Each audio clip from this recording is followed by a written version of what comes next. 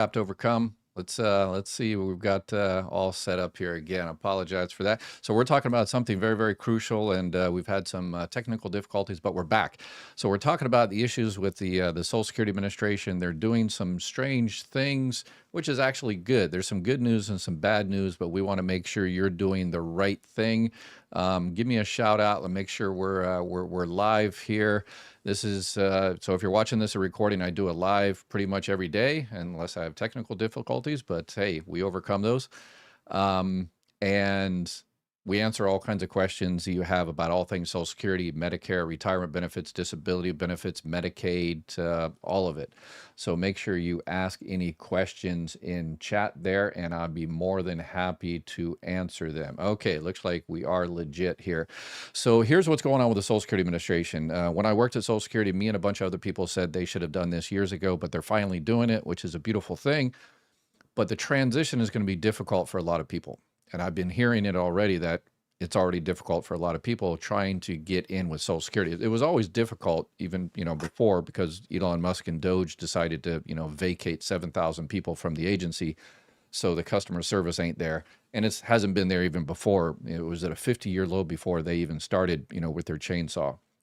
But now it's even 10 times worse. And it's going to be that way for a few months, until hopefully they get this system figured out. But here's the issues you're going to have to deal with. If you need to bring documents down, if you've got a new case, you're filing for Medicare for the first time, or retirement benefits or disability or benefits, or you need a Social Security card or something like this, because they're going to this national system, which is a good thing, but it's going to take some ironing out. You take your documents down there and they put it into the system. By the way, the system, my regular viewers know that I was on the team that built that system before it started, but the problem is it was never built for this. It's going to go somewhere in the country. And like the ending scene of Indiana Jones, where they take the Ark of the Covenant and they put it in this giant warehouse, that's kind of how you need to think about it. You take your documents down there, never leave your originals. Have them make copies, stamp the copies that they've been checked. That's how they do it. And they give your originals back to you. But those documents that you provide, it's going to go somewhere in the country. And so if you call up and say, well, I provided the documents, they'll say, well, we don't know where they are. They're there. They just can't find them. So that's the issue we have to deal with here for a while. There's also people that are scheduling appointments. I know if you're going to be scheduling an appointment to file for new, retirement benefits, disability benefits, Medicare, whatever the case may be, I know you're going to the system and you're doing it correctly. But unfortunately, a lot of people aren't. They go into the system, they schedule an appointment for disability, and they say, oh, it's not going to be for 2 months. What if I say I'm going to file for retirement? And then they go in there and file another, and schedule another appointment and another appointment. That's the problem we had at my office. That's why my office got rid of those. Remember, you used to walk into Social Security, and it had the little kiosks where you put in your information, it punched it out a little ticket, a little Baskin Robbins, ice cream ticket. Yeah, those were useless. We got rid of those. I got yelled at all the time for getting rid of those, but we did it a far, far better way, where we actually asked you, a human being said, what are you here for? And it turned out it was so much more proficient. But that's not how they're doing it.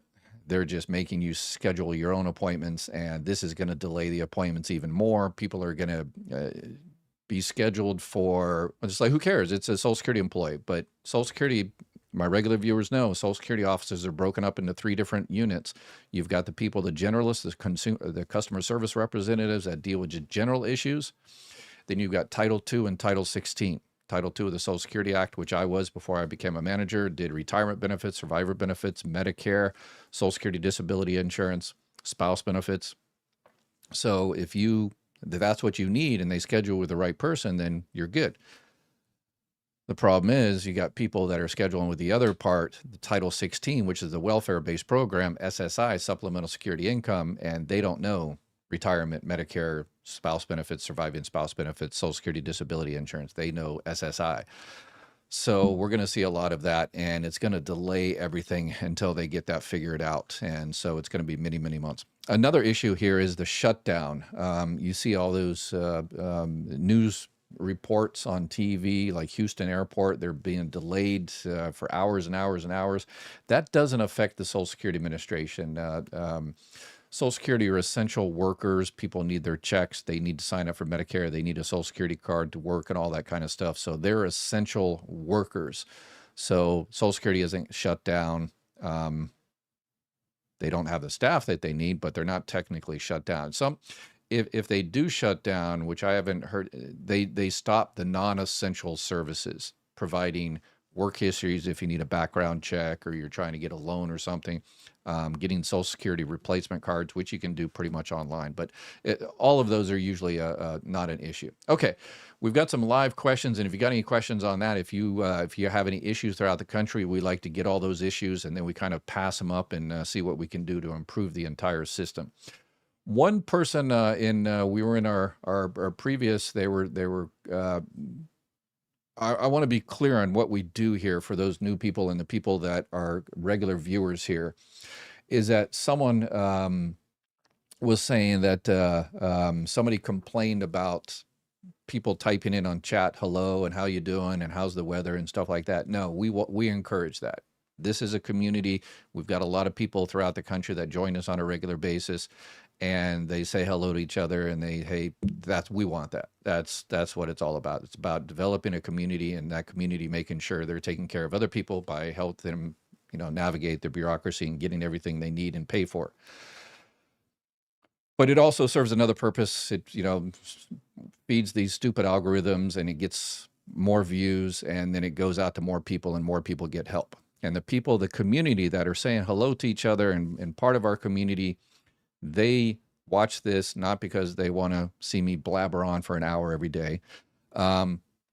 They have already watched my videos several times, and they know that their benefits are good. They're getting everything they're eligible for.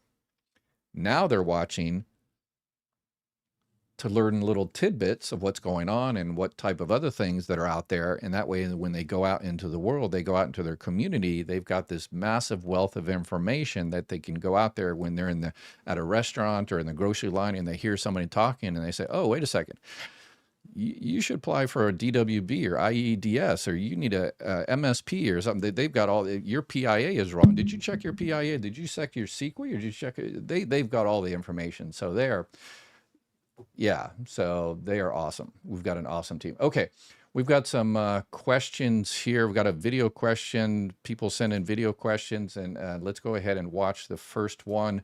It is a repeat. This is a second follow-up. She was able to find some benefits because of y'all's awesome sharing in the community. So let's see her follow-up here.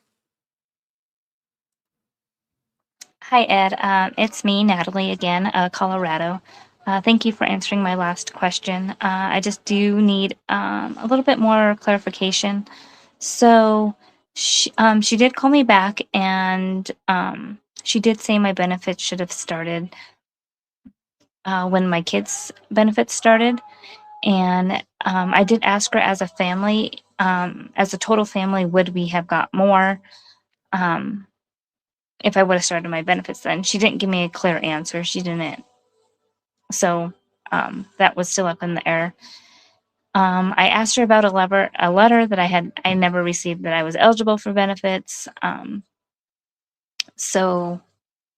But she said after they'll send the paperwork to the payment center, and I should be getting a letter then. She also stated that the kids' benefits will go down each $300, so that will leave them about $1,000 each, and my payment will also be around $1,000.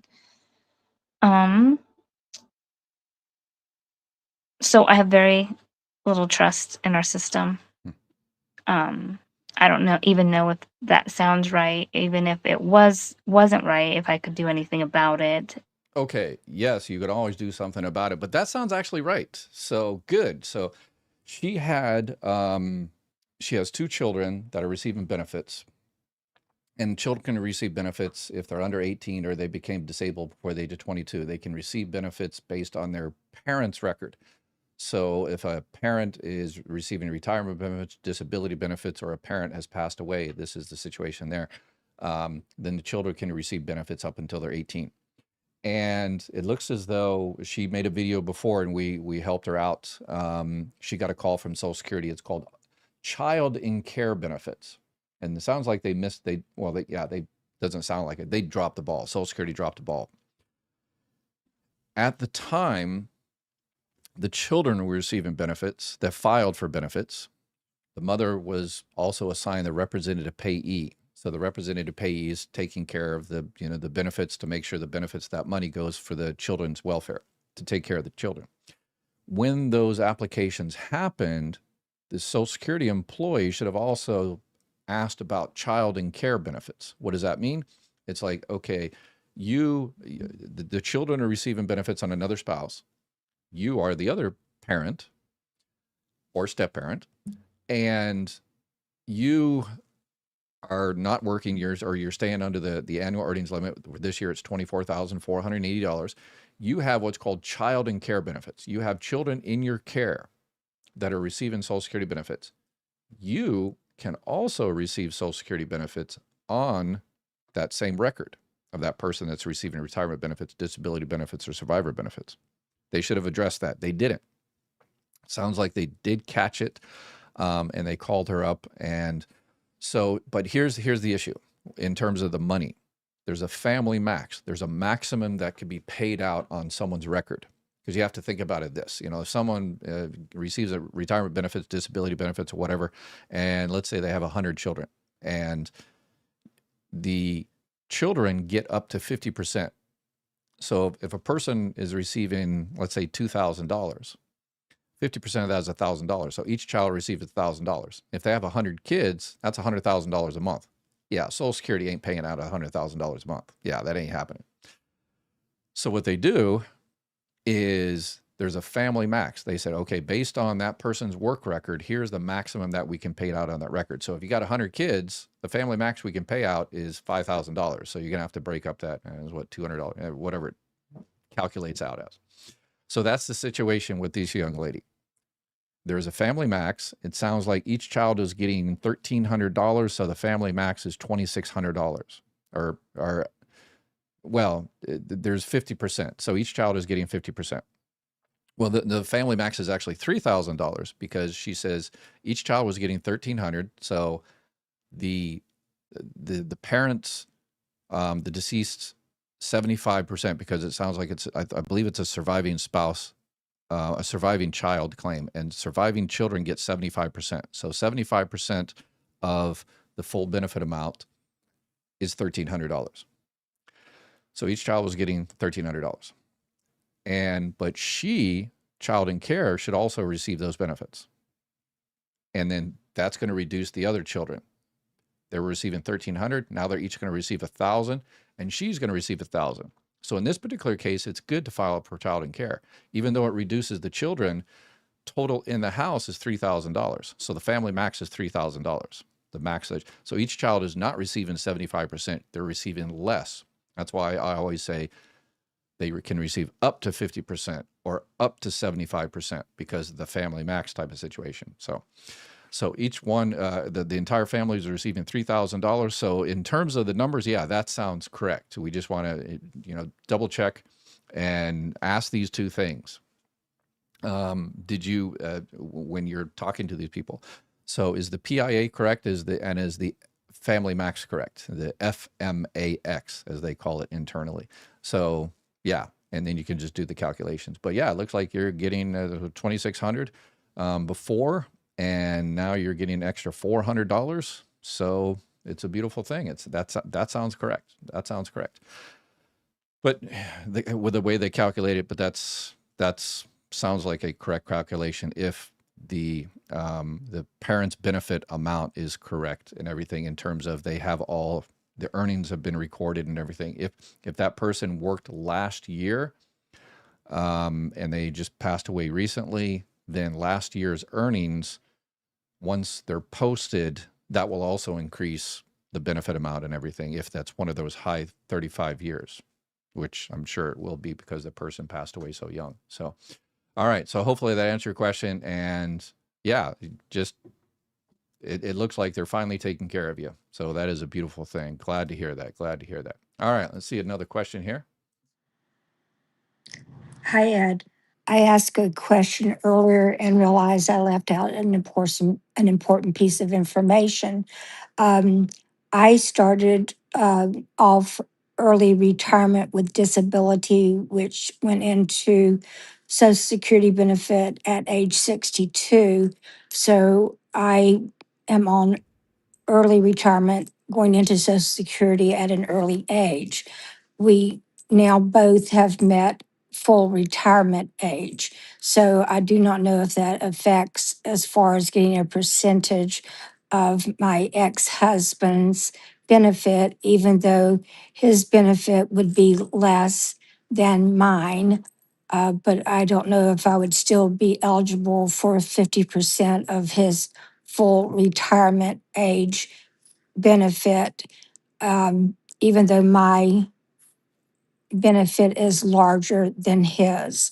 So that's my question is even though my Social Security retirement is higher than his, since we now have reached full retirement age, I'm 75 and he is 77. Okay.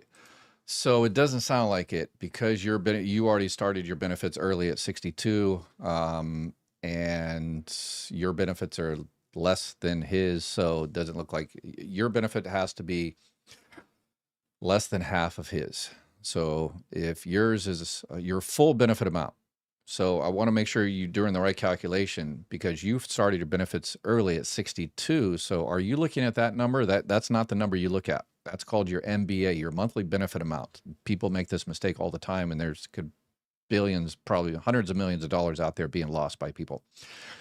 They check to see if they're eligible for spouse benefits, and they call their spouse and say, "Hey, Bob, how much you receiving?" "Oh, I'm receiving $2,000. "Okay, mine's 1,000, so that mine's not less than half of yours. So I guess there's no more money for you. Why do you even marry you?" And yada yada yada.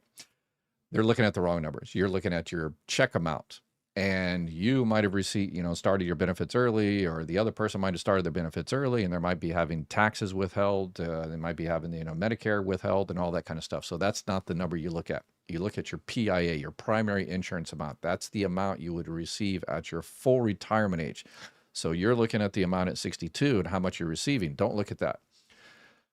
Look at your full benefit amount. If you don't know what it is, you can go online, Social Security, set up a My Social Security account, and it won't specifically say PIA, although they should add it because people are going into Social Security and saying PIA, and Social Security employees are like, "Where are you hearing that from?" From Dr. Ed's channel. So people are getting, the idea, which is, it shouldn't have to be like that. You shouldn't have to study Social Security in order to make sure you're getting everything you're eligible for. You're supposed to go into Social Security and they're supposed to help you get everything eligible for, but that's not happening. So that's why we're doing this channel. But if you can't get into My Social Security, if you get in there, it'll say your benefits, your full retirement age. But in your particular case, I would probably call Social Security while you and your husband are there, and say, "Hey, I just want to see if I can get any money on this guy, or this guy can get some money on my record." Then they will check both of your records. You both have to be there, give your Social Security number and all that kind of good stuff, and they'll see if there's any more money there, and on from either side. And they will go ahead, and if there's more money, they will go in there and get you that money, set you up an appointment to get you some more money. So, all right, we got a question here on Facebook. Penny, what's up, Penny? Can my husband use his insurance for supplement after he retires? Okay, so if we're talking Medicare type thing, once you're 65 or become disabled, and after being on disability for 2 years, you get Medicare, but let's say 65, retire. So if you got other insurance, retirement insurance or whatever like that, more power to you, if the company's giving it to you for free or whatever.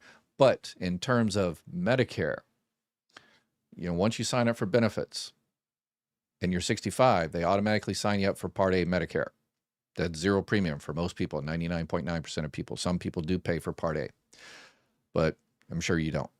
So Part A is zero premium, so that's not an issue. You're probably talking about Part B, and that monthly premium is $202.90. So you're probably saying, why have to pay that if it's a retirement plan? This is your decision. If you don't sign up for it when you're supposed to, if you decline it because you have a retirement plan, that's your decision. But if something happens in the future, you change your mind, you need more coverage, you're the CEO of the company your husband worked for decided to take off, to the Cayman Islands and take all the retirement fund, with him, and you have no more health insurance, then you're going to come back to Social Security Administration and sign up for Medicare, and they're going to penalize you for the rest of your life. 10% for every 12 months you did not sign up for Medicare. And you can't even sign up until January, February, or March during the general enrollment period. So kind of FYI, because a retirement health insurance plan does not count as creditable coverage for declining Part B. So if while he's currently working, so let's say he's 66 years old working and he has insurance from work, he doesn't have to sign up for Part B. Once he stops working, current work, and stops receiving health insurance from that work, his work or your work, it could be their spouse, and that employer has to have 20 more employees. If that's good, that's creditable coverage. But a retirement plan is not considered creditable coverage to decline Part B. So just kind of FYI. Hello, I'm 62. I am thinking about retiring now. I do understand that there is a 30% permanent cut for my funds being paid. My question is, do I understand that I would receive up to 50% of my husband's once he retires, or can I also get that now? I believe it's once I retired, but I just wanted to be sure. Yep. Yes. Under the old rules that was before 2016, you could do kind of this play around, file and suspend type stuff. You can't do that anymore. So for current spouses, you have to be receiving benefits, and your current spouse has to be receiving benefits for you to get, or him to get spouse benefits on the other person's record. If it's a divorce type situation, here's what people miss. There, again, hundreds of millions of dollars out there missed on this. It's called independently entitled divorce spouse benefits. This is not to answer your question. This is for divorce spouse. So both people have to be receiving in order to qualify for spouse benefits. For divorce spouses, people think that their ex-spouse has to be receiving benefits. Incorrect. There's too many people out there waiting, twiddling their thumbs, waiting for their ex to start benefits. And their ex is saying, yeah, I'm not going to start because doesn't matter. It's called independently entitled divorced spouse benefits, independently entitled. As long as your ex is 62 years old and you've been divorced for 2 years, you can file for benefits on their record. And they don't know about it. They got no say in it whatsoever. They just have to be 62 years old, whether they filed or not. So, and then you have to be, again, divorced, and then you have to be receiving benefits on your own record as well. So, all right, learned something new today. All right, drone. Although I've worked over 40 years and earned 40 work credits, yeah, you get the 40 work credits being 10 years. You get 4 every year. They don't all apply towards SSDI eligibility because I had taken some extended time off to care for my dad. Well, no, it's in terms of the credits, that means you're insured. That's not an issue. What you're talking about is probably the high 35 years is counted. So the time you take off with to take care of your father, that's not an issue because you've worked 40 years. So 5 years of those don't even count anyway, because they only count your high 35 years. What they do is how they do the calculation. Let me show the little thing here. How they do the calculation is they take your high 35 years. And so those other 5 years, or, those years you took care of your father, they don't even count that in the calculation. They just take 35 of your highest years, and then they come up with what's called the average index monthly earnings, how much you earned on average, indexed for like a wage index, indexed to essentially kind of today's numbers. And then they say, okay, over your life, you made average of $2,000, $3,000, $4,000 based on kind of today's numbers. they don't make it today's numbers. They make it at you're 60 years old. But anyway, I won't get in too much in the nasty details. And then they take that number and they multiply the step 3. There's this benefit formula to make sure that Social Security benefits are progressive.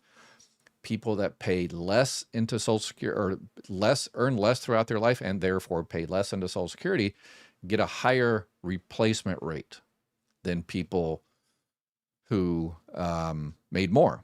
So I think I've got a little chart here. Let me see where my chart is. That if your average earnings throughout your life was about $1,000, then you're going to get probably like a 90% replacement rate.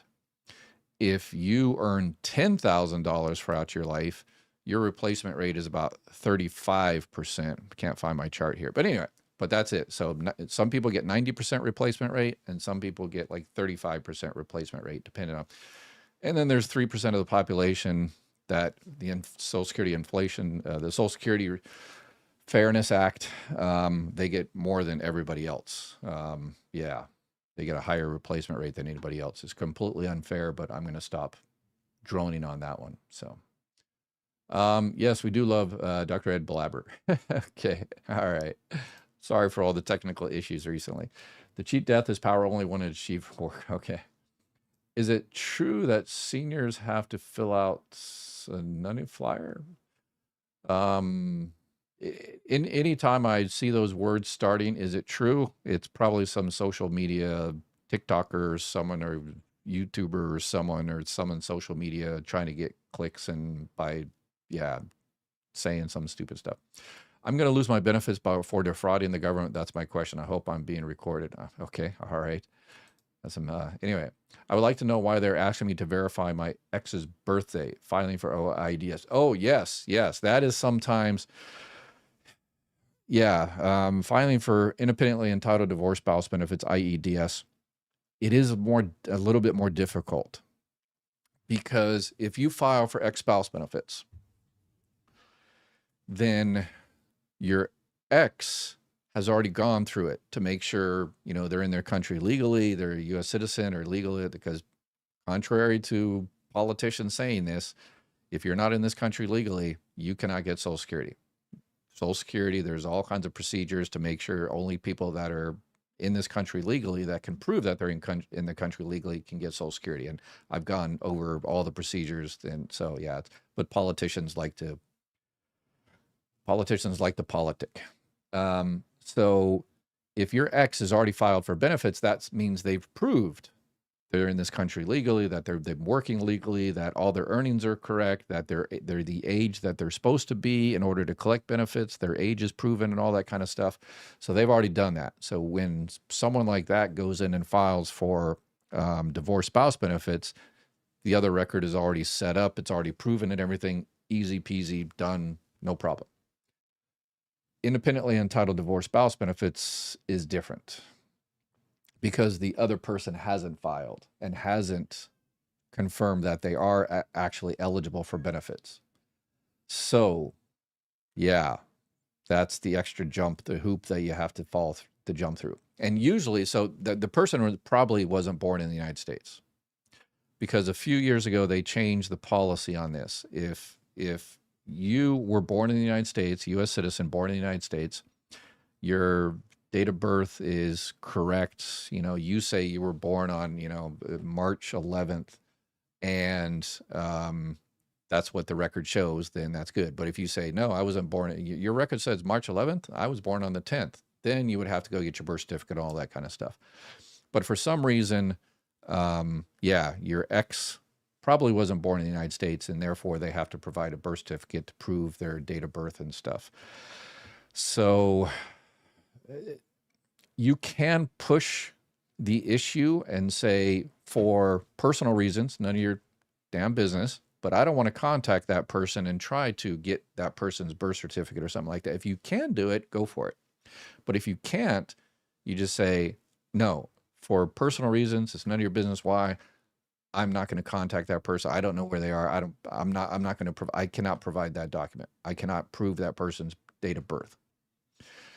And what they will do is okay, all right, we'll go on based on what we have. It may or may not be right, but we'll go on base what we have and we'll go ahead and start paying your benefits. However, if that person ever comes in a month or a year or 2 years later, and then it turns out they weren't 62, they were actually 52 years old, and you should have never received money, you're going to have to pay all that money back. So yeah, that's yeah, hopefully that helps kind of explain the process. Is it true that now seniors have to apply on an annual basis? Oh, okay, there was a video. Oh my gosh. We spend so much time here, especially with all this AI garbage. Yeah, no. They're usually what they do is these videos out there, they use the eligibility and the reporting responsibilities for one type of benefit, and they say it applies to these people who are not receiving that type of benefit. So if you're receiving retirement benefits, Social Security disability benefits, SSDI, spouse benefits, divorce spouse benefits, independently entitled divorce spouse benefits, disabled widows benefits, surviving spouse benefits, no, it doesn't apply to you. If you're receiving SSI, supplemental security income, the welfare-based program, yeah, they do what's called RZs, redeterminations, because it's a welfare-based program. Social Security employees, they check every 6 months or every year to confirm you didn't hit the lottery or, get an inheritance from a long lost uncle. So, but these social media people out there, they either they know that it doesn't apply to 99% of the people, but they use it as a hook to get, yeah. Or they just don't know the difference between SSI, between Title II and Title 16. So how long to get approved for Social Security filed a month ago online? It depends what type of benefits you're talking about. Did you file for disability benefits? Then 6 to 9 months if you're lucky. If you file for retirement benefits and all your documents are proven and it's no issue, then shouldn't be that long. But well, now with this national system that they're going with, it's no telling where your Social Security claim is. So keep us posted on that. Let us know how long you're taking there. I filed for widow's benefits yesterday under normal circumstances. When I worked at Social Security, if you came in and I was a Title II CS at that time, which I've taken hundreds of thousands of retirement claims, if you had all your documents, your date of birth was correct and your earnings record was correct and everything was good, and we addressed your spouse or divorce spouse benefits and all that kind of stuff, the interview, you sat down in front of me, take 15 minutes tops. 15, 20 minutes. If it's clean, no issues. If you had, 3 X's, then it's going to take a while. But if no issues, 15 minutes. And I said, okay, you're all done. Starting next month, you're going to get $1,275 on the third Wednesday of the month. And you say, oh, okay, cool. And you would walk to the door about 15 feet. And within that 15 feet, I would have adjudicated the claim and it would be done. And then I'd move on to the other 400 people I had waiting. So yeah, that's how long it takes before. So I filed for widow's benefits yesterday. I didn't find out how much I would get. The lady I talked to said they would go back as far as it will let her. If it's a great amount, I will have to. Okay, yeah, widow benefits is good. This is a great follow-up. For retirement benefits, super easy like that, I would tell people, and people, current employees do that. You're going to get $1,250. You're going to get $2,700 from it. Widow's benefits, surviving spouse benefits, those are kind of wonky, conky calculations. Sometimes they're easy, sometimes they're not. There's Windex PIAs and there's rib limb, and there's all kinds of variables on when the X, did they receive benefits? Did they not receive benefits? Did they receive benefits early? Were they receiving disability benefits? Were they eligible for delayed retirement? There's all kinds of different variables. So probably 50% of the time, I never told people that are receiving that filed for surviving benefits, I didn't tell them how much it was going to be. I told them, it's going to be over a couple $1,000s, but I didn't tell a specific amount because I would have to go back to my desk and run the calculations. So I didn't want to, tell people something that was incorrect. So you'll get the decision letter. So that employee I think did the right thing in the sense of didn't tell you, because They don't want to tell you something that might not be accurate until they take it back and take a look at it and run all the calculations and make sure they're all correct.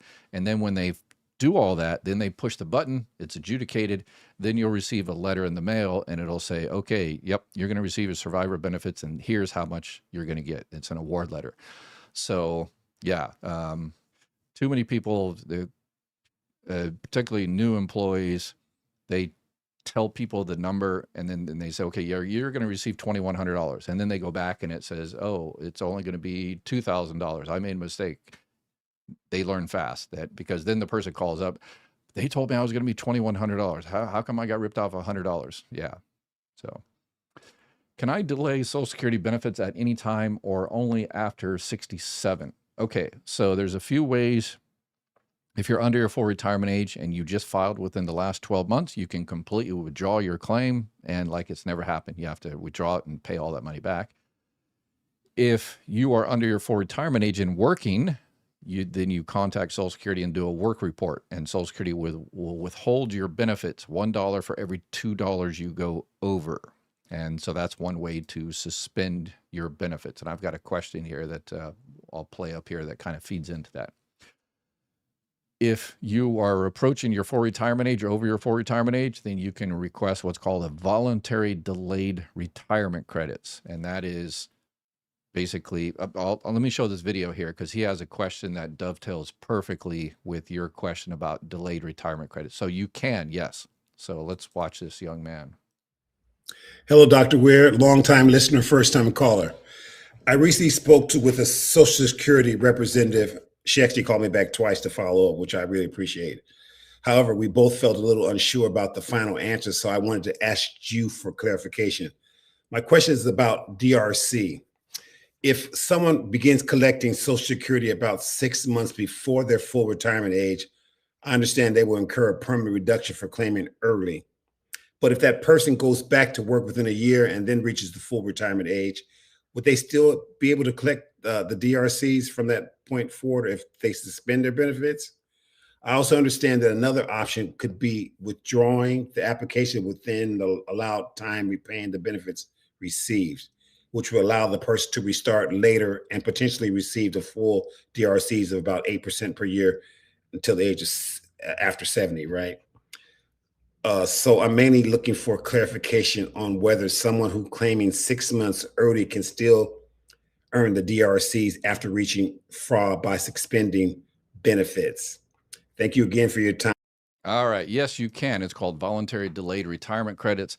And if, by suspending benefits, so if you, file 6 months early and you get your benefits suspended because you're going over the annual earnings limit, which is different the year you reach your full retirement age, it's $65,160 this year. But if you get your benefits suspended before your full retirement age because you go over that, then your benefits automatically get released at your full retirement age. So, but and the other option you're kicking around is withdrawing your claim. You withdraw your claim and they send you a bill. They said, okay, you filed 12 months ago and you've received 12 checks and you want to withdraw that claim like it never happened, but we paid you for 12 months. So once you pay us that check and your check clears the bank, we'll consider it, that it never happened.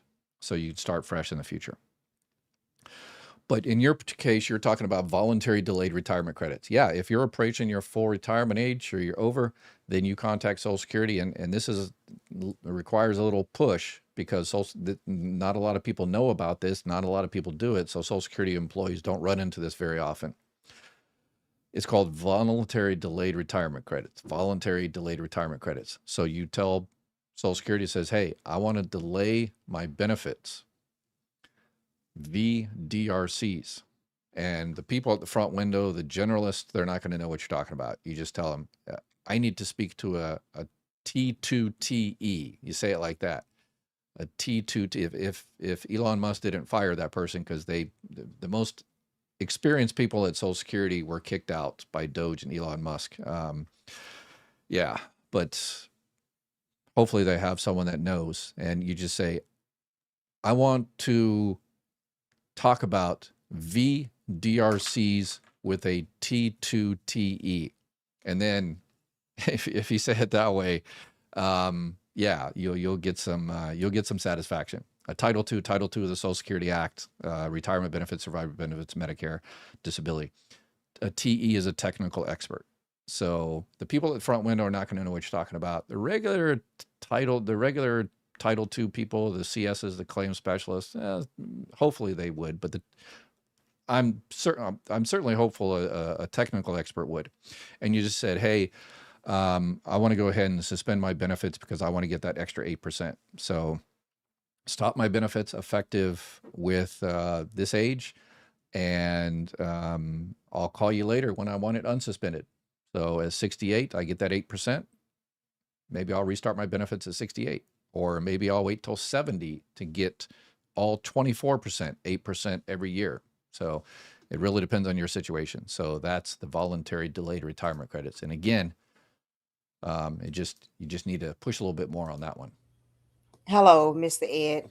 My name is Mary. I have been on disability since 2012.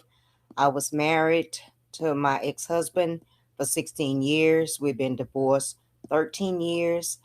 I am wanting to draw on his Social Security when he makes 62 of August this year. I am currently 65 years old. Can I draw under him and still collect my disability, or do I have to file for my retirement under my social and then get the difference from his Social Security? I would appreciate whatever answers you can give to me on this. I really appreciate what you're doing here. Thank you. All right. Thank you very much. And we appreciate you going out there and sharing the information and helping other people with the same information. Okay. So yeah, this is a big one. Hundreds of millions of dollars every year being lost by this one. Yeah, peak excess can definitely buy some steak and lobsters with all the money lost out there. But anyway, so you're receiving disability benefits on your own record. And if your benefit amount, your full benefit amount, is less than half of his full benefit amount, yes, you can get benefits as long as he is at least 62 years old. He doesn't have to be receiving benefits as long as he is at least 62 years old and your benefit amount is less than half of his. And in this particular case, if he's not starting benefits, you're eligible because he turned 62. You also have to be divorced for 2 years. That is only for this independently entitled divorced spouse type of claim, the 2 years divorce thing. So you continue to get your disability benefits. And a lot of people see that they're eligible for more money out there on a divorced spouse or a spouse or something like that. But they say, yeah, I'll get an extra $200 or $300, $400, $1,000 on my ex or my spouse. But because I'm receiving disability benefits and I'm 62 years old, if I get off of disability, I'll lose my Medicare. That is 100% incorrect. You'll continue to get disability benefits. And because you have disability, you'll continue to get Medicare. It's not an issue for you because you're 65. But a lot of people that are 62, don't know that. And what happens is you'll continue to get your benefits, and then you'll get the difference between.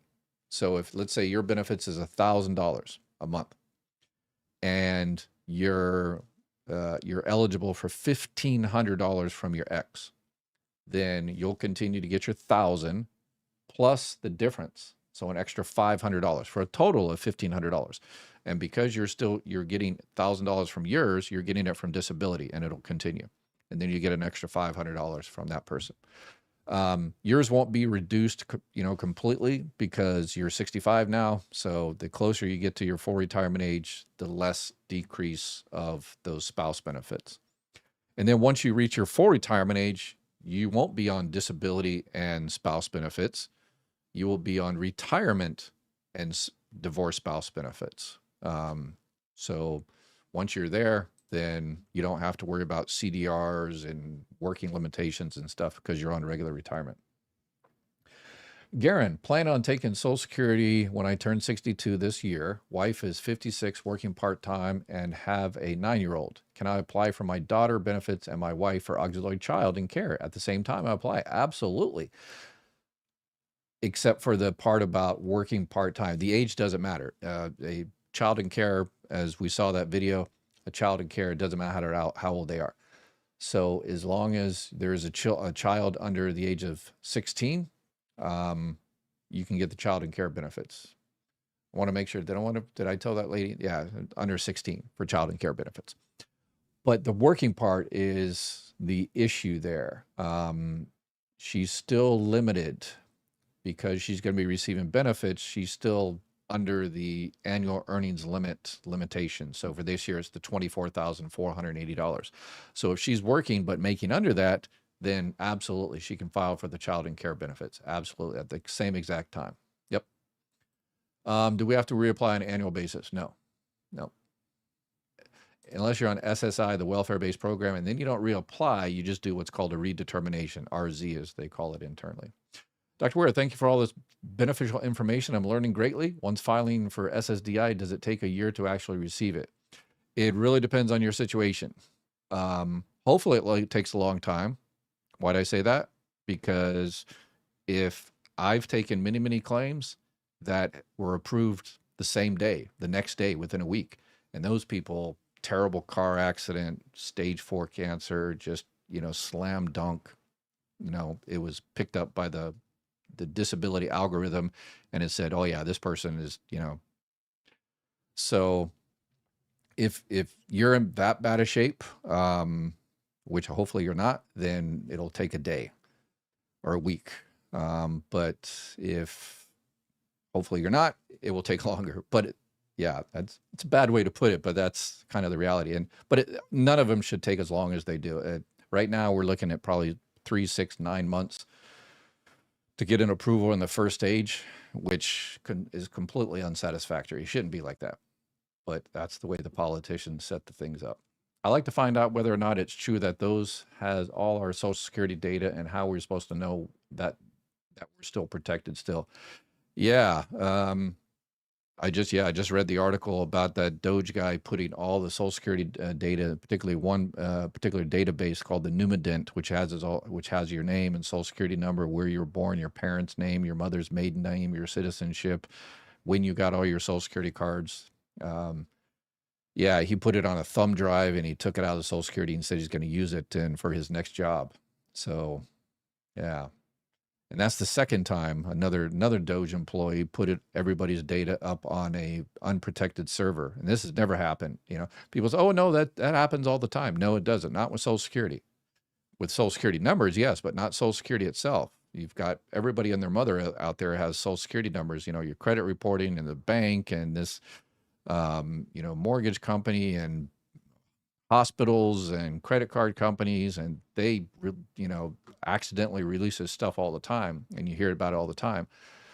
But Social Security has never really had a mass breach like this until Doge came in, and yeah, but I guess that's not considered a unintentional breach. These were, yeah. It was reported on Substack with Aaron that has gone through and taken all Doge's and millions of Social Security recipients' data. Yeah, I saw that too. And that's one of the things where they're going to say, oh, there's nothing to see here. We found it. It's no issue. And we're not going to know about it until 2, 3, 4 years later when they put some special committee together in Congress and investigate it. And then they determine, oh, yeah. Yeah. So I made a video a while ago when I talked about that when the first breach happened. I says, hey, these guys that did that, these are Doge guys. Who hired these guys? Elon Musk. Who's the richest guy in the world? Elon Musk. Maybe you should rectify it, buddy. Just putting it out there. You put these guys in charge. They released everybody's information. And if it turns out that, there's issues, then it's going to cost hundreds of millions of dollars to reissue Social Security numbers to everybody. And if we're going to do that, I think we ought to come up with a better system and say, okay, Social Security uses a Social Security number. And then everybody else in the world uses a different number. You can continue using the old Social Security number since y'all used it. You shouldn't have used it. That was the Social Security number since 1935. That was the Social. But we're going to use a Social Security number, and you can use this old Social Security number. That's going to cost hundreds of billions of dollars, hundreds of billions of dollars, however it's going to cost. And I think Elon should foot the bill for that because it was, the buck stops with the person at the top. So anyway. Just throwing it out there. Elon, if you want to come on, come on. You know, we'll talk about those millions of dead people, zombies that receiving Social Security benefits, which you did admit on Joe Rogan that that was incorrect. You did it in a very small, you know, and then you came up with another BS thing to kind of cover your, anyway. All right. I'm going to be trashed on X on this one, aren't I? So, my ex hasn't been forthcoming in his PIA. I have a 38-year-old son living with me. He's disabled. I provide for him other than his rent for me. He gets that from the VA. Yeah, you don't need to get the PIA from your ex. Just call Social Security. And if you're looking for benefits on that person's record, whatever, you just ask Social Security, and they won't give you the information per se. They're, you know, they have security protocols unless you're talking to a Doge person. But when you call for something like that, for ex-spouse benefits, divorce spouse benefits, and stuff like that, I want to see if I'm eligible for benefits on that person's record. Let me call Social Security. And if you don't have the Social Security number, no problem. You just tell them the person's name, where they were born or how old they are, where they were born, as best as you can. I was always able to find the Social Security number. And then they won't give you the Social Security number. They'll say, okay, you want to file for, okay, I found the record of this person who you're talking about, John Smith in Dallas, Texas. I found the record. So you want to see if you're eligible for divorce spouse benefits on that person's record, right? Yep, that's what I want to do. Okay, let me look at your benefit amount. Let me look at his benefit amount. No, you're not. Bye. You know, that's it. And that's at that time, you're not eligible. Could change in the future. A lot of people miss that one too. If you are eligible, they won't say, oh, okay, looks like you're eligible. Here's the Social Security number. Here's the benefit amount. They won't tell you that. They're not supposed to tell you that. They'll say, oh, it looks like you're eligible for money. Let's go ahead and get you an appointment set up. And then they set up an appointment. Even then, they won't tell you the Social Security number, obviously, the person. And they won't tell you how much that person's full benefit amount is, but you can guesstimate it. You're like, okay, you know, the full benefit amount, the PIA, if they waited to the full retirement age for that person, is $3,000. They won't tell you that person is eligible $3,000, but they'll say, hey, you're your full retirement age, so you're eligible for 50% of that person's benefit, which is $1,500. So you're like, oh, 50%, $3,000, right? Okay. So they're kind of cagey about that. So, and rightly so, unless you talk to a Doge person, and they'll tell you everything they know. I gave them his social and birthday and where he was born. Yeah, so they found the record. That's not the issue. So Dana, independently entitled divorce spouse benefits, but so they found his Social Security number. That's a start. But because he probably wasn't born in the United States, they need to prove his date of birth because he hasn't done it yet because he hasn't filed for benefits. So yeah, that's, again, you can push it. But if it turns out his date of birth is wrong and he wasn't entitled, or he was his benefit should have started earlier or later, then yeah. Drone, I was told that 20 of those work credits needed to be over the last. Okay, you're talking about the other disability status. So when you file, okay, I see what you're coming here. Appreciate you follow-up question. So for filing for Social Security Disability Insurance, SSDI, you have to be insured in two ways. You have to get the 10 years of, work, 40 quarters, unless you're young, different, but that's not you. You're young, but not that young. And then you also have to be what's called DLI, date last insured. So you had to work 5 out of the last 10 years before you became disabled. So that sounds, that sounds like you mentioned that you were taking care of your father and therefore you didn't work the last few years, and that made it to where you're not insured. So the philosophy, the reason Congress set this up is why you have to have 2 insured statuses is the way I always explain it. Let's say you're in your 20s and 30s and you work and you earn your 10 years, 40 credits, and you're all good. But then you take the next 30 years off and you go travel in the world and you don't work. And then you get, hurt yourself skydiving in Acapulco or cliff diving in Acapulco or whatever. And you come into Social Security and says, I can't work, I'm disabled. And they say, well, you haven't worked in, 20 years, So that's kind of the extreme case.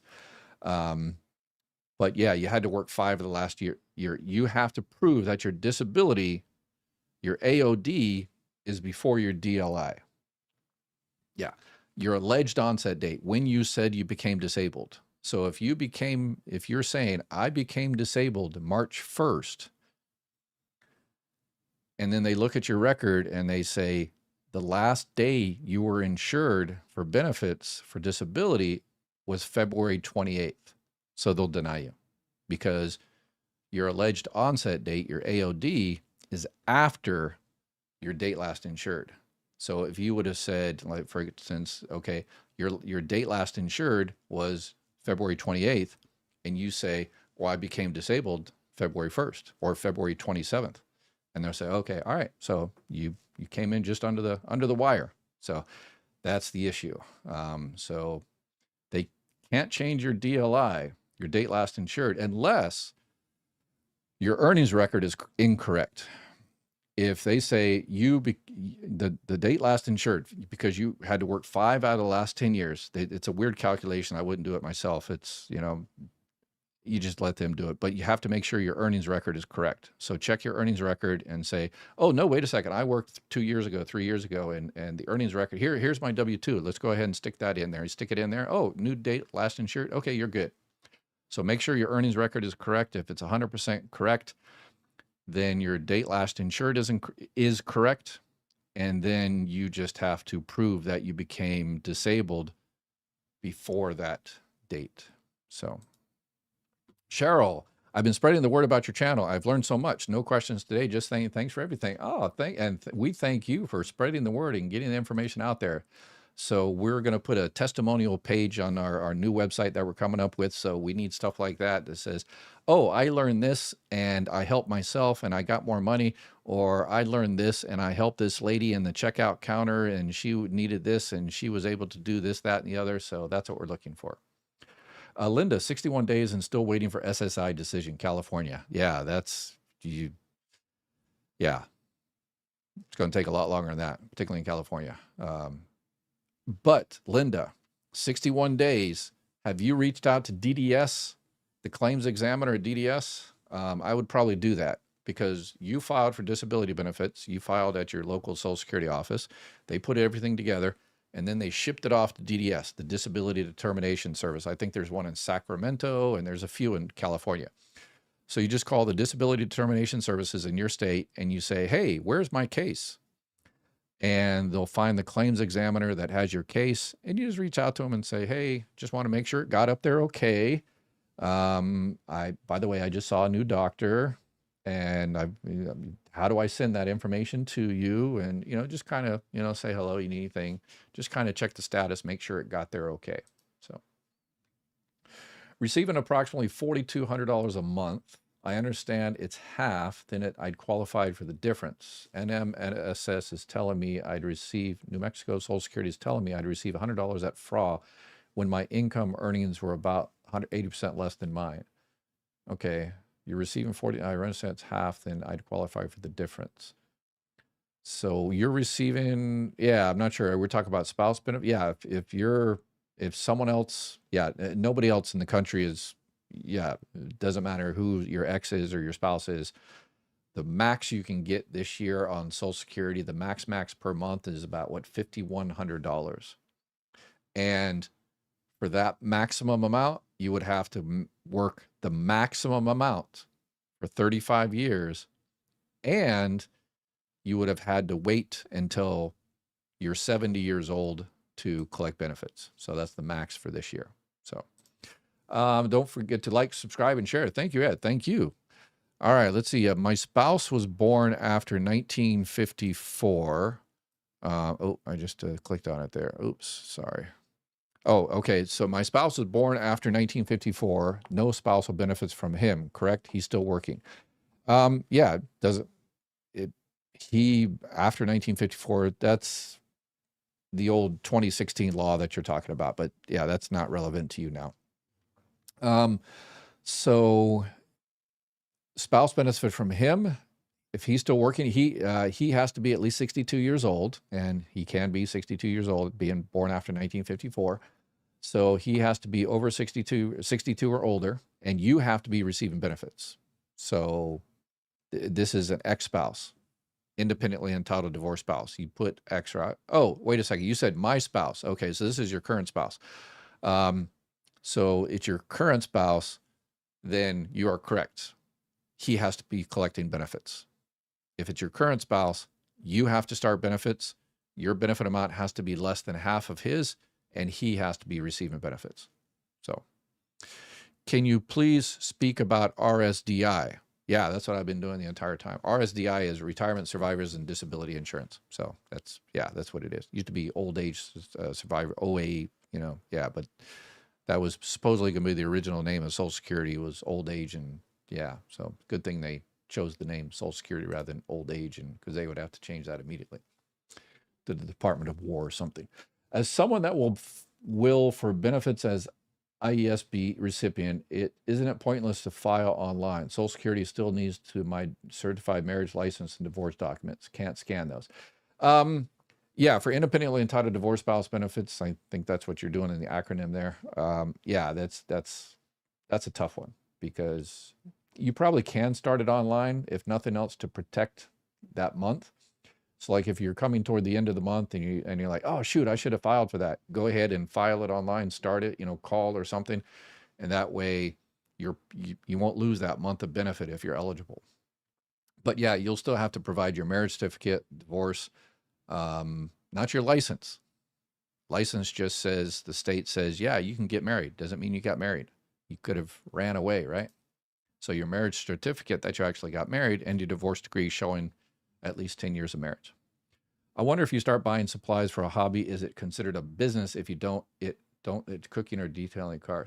What are we talking about? Retirement benefits, disability benefits, working or something? If you're receiving disability benefits and you're talking about working, having a little self business or something like that, then you just do your taxes. And then it depends on how the taxes work out, how you report that, whether you have income or loss. And yeah, so depends on what type of benefits you're receiving. Dr. Ed, only answer this, please. During a voluntary suspension prior to full retirement age, after collecting over 12 months, does the benefit grow 6% per 6% per year still? Yeah, it's less than 8%. So every month you wait before your full retirement age, every month you wait, your benefit goes up a little bit. And let me show you how this, I'll show you on my website. That's probably the easiest way. Let's see. So you go into mygovexpert.com there, you click on retirement, you click on when to start, and do the little when to start calculator. We put 1960 there, and to make it easy, we'll make your full benefit amount $1,000. So if your full benefit amount is $1,000, if you start benefits at 62, your benefits are reduced by 30%, $700. If you wait until 70, your benefit goes up to $1,240. If you take it at 67, it goes to exactly $1,000. So every month you wait, if your benefit's $1,000, every month you wait, it goes up a little bit, $4 or so. If your benefit amount is, let's say, $2,000, then it goes up $8 every month. Every month you wait. And people think, oh, it doesn't go up until my birthday or after I have 1 year or whatever. No, every month you wait, your benefit goes up a little bit. So, and then that's where you decide, okay, should I get it at 67 or 64 or 62 and all that kind of stuff. So these are the calculations. But this is only one of the determining factors on when you should start benefits. So, and this is, so you can go to my website and yeah, check it out free, or you can buy me a coffee. Yeah. So appreciate it. All right. This will be the last question. We're running over here. Workers' comp gave me a settlement for Medicare, et cetera, paid out. Can SSI do an offset for that? For a medical, et cetera, that's the scary part, et cetera. So workers' comp, public disability benefits, yeah, could It depends what the et cetera is. So that is the only thing that offsets Social Security disability insurance, is if you're receiving workers' comp. It's like the number's about 80%. You can't get more than 80% of what you earned kind of while you're working. That's what Congress said. Said if you get on disability and your disability benefits and your workers' comp, the state, that's a government program administered by the state, actually part of the original Social Security Act of 1935. If you're getting those benefits and you're getting twice as much as you did when you actually were working, Congress said, not so much. So they said, okay, if you become disabled, max you can get essentially is 80%. So there's a max there. And if it's private insurance, a private disability, then it doesn't count. So you could make 10 times as much as you made if that other money coming in is from a private insurance. But workers' comp is a government type of program. So it's administered by private companies sometimes, but it's still a government type program. City, state, local, whatever. So, all right, that's it for today. And third time was a charm. We had some technical difficulties yesterday, had more technical difficulties today, but I think we're wired up. Improvise, adapt, overcome. We never stop trying, right? All right, I appreciate y'all's tolerance and understanding and patience, but we'll be back again tomorrow. Y'all take care. Have a beautiful day, and please, please, please take care of each other. Bye-bye.